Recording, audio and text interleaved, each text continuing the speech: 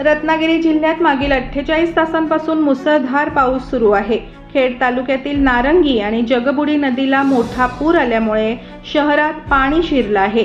त्यामुळे अनेकांचे संसार उघड्यावर पडले असून जनजीवन विस्कळीत झालं आहे.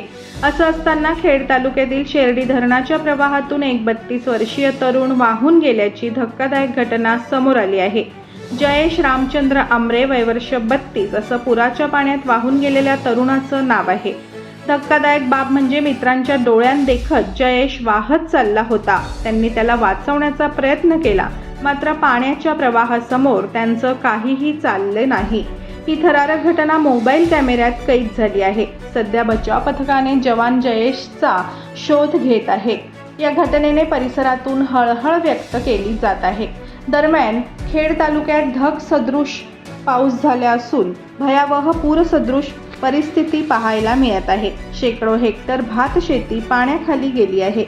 खेड शिवारतर मार्गावर शिवतर ते नामदेववाडी या दरम्यान मोठ्या प्रमाणावर भूस्खलन झालं असून रस्त्याचा मोठा भाग वाहून गेला आहे.